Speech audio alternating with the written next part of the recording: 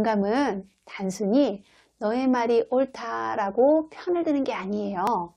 상대의 마음을 이해하려고 하는 태도예요.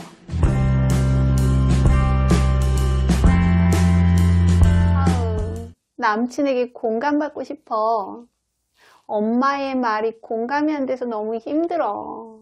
우리는 종종 이렇게 말을 할 때도 있고요. 또 이런 말을 들을 때도 있어요.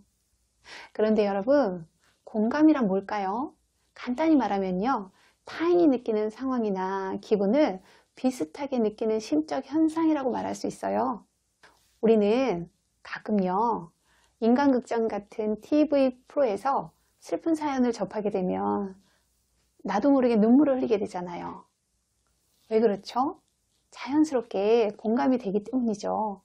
어떤 사람이 공감을 잘할까요? 공감을 받아본 사람이 공감을 잘하겠죠. 공감을 충분히 받아본 사람은요. 그 마음속에 기쁨이나 슬픔, 즐거움, 행복함 이런 감정적인 마음의 재료가 다양하다 보니까 공감을 잘하게 돼요.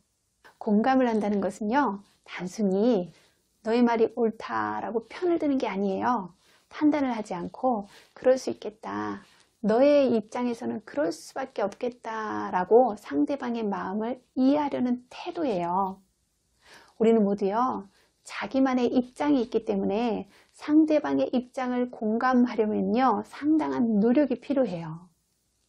우리가 대화를 한다고 할 때요. 어쩌면 진정한 의미에서의 대화가 아니라 각자의 얘기를 순서대로 주고받는 것일 수 있어요. 그러니 대화를 해도 상대방의 내면에서 무엇이 일어나는지 알 수가 없어요. 그래서 공감이 필요한 거예요. 공감은요. 우리의 마음과 마음이 만나는 대화를 할 수 있게 하는 힘이에요. 누군가와 공감을 잘하기를 원한다면요. 딱 세 가지를 좀 기억해 보세요. 그 세 가지는 경청, 반영, 그리고요. 그랬구나 라는 말이에요. 반영이란 뭘까요? 친구가 우리 과장님은 정말 이상해 라고 한다면요. 그래? 과장님이 이상해? 이렇게 친구가 한 말을 그 친구에게 그대로 되돌려주는 것을 반영이라고 해요. 이처럼 자신의 말에 반응을 해주면요. 친구는 나랑 박대리가 비슷한 실수를 했는데 나한테만 핀잔을 자꾸 주잖아 하면서 자연스럽게 자신의 속마음을 털어놓게 돼요. 그런데 반영을 제대로 하기 위해서는요. 먼저 경청을 잘해야 돼요. 하지만 상대방의 말을 잘 듣는 게 쉬워요. 상대의 말을 잘 듣는 것도요. 그 말을 상대에게 잘 되돌려주는 것도 생각만큼 쉽지 않아요. 이유가 뭘까요? 사람은요. 듣기보다 먼저 말하고 이해받기를 원하기 때문이에요. 또 듣더라도 상대방을 이해하려고 듣기보다는요. 대답하기 위해서 듣는 경우가 많아요. 그러다 보니 아니 그건 아닌 것 같은데 왜 그렇게 생각해?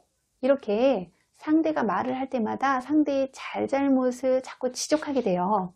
또 야, 너는 안 그랬어? 그렇게 생각하는 건 이상해. 이런 식으로요. 상대의 말을 되받아치고 싶어지죠. 그러면서 상대가 하는 말을 제대로 따라갈 수가 없게 되는 거예요. 만약에 상대방 말을 경청하는 것이 어렵다고 느껴지면요. 그 사람이 말을 할 때 마음속에서 그 사람의 말을 똑같이 한번 따라해보는 연습을 해보세요. 그렇게 되면 상대의 말에 조금 더 집중을 할 수 있게 돼요. 그리고요. 반영하는 것이 좀 더 수월해질 수가 있더라고요. 이렇게 경청과 반영을 통해서 공감하면서요. 그랬구나 라는 말을 한번 같이 사용해 보세요. 어머 그랬구나. 그랬구나. 내가 너라도 화가 났겠다. 그랬구나. 무지 열받았겠다. 이런 말을 진심으로 한번 해줘 보세요. 이 간단한 말 한마디 그랬구나를 통해서요. 상대방은 마음의 문을 열 수가 있어요. 또 내가 상대의 말을 잘 듣고 있다는 것을 상대가 느끼게 되면요. 마음을 여는 것에서 그치지 않고요. 마음의 변화도 일어나게 돼요. 그래서 공감은요. 대화에 있어서 정말 중요한 요소가 되는 거죠. 물론 좀 더 깊이 있는 공감을 위해서는 더 생각해 봐야 할 요소들이 있어요. 하지만 제가 말씀해드린 경청과 반영, 그리고 그랬구나 라는 말만 일상생활에서 잘 활용해 보셔도요, 대화의 깊이가 달라지는 것을 확실히 느끼실 거예요. 다음번 영상에서는요, 공감이 왜 중요한지에 대해서 좀 더 설명해 드릴게요. 구독과 좋아요는 제게 여러분이 공감을 표현해 주시는 또 다른 방법이 될 수 있어요. 다음에 다시 만나요.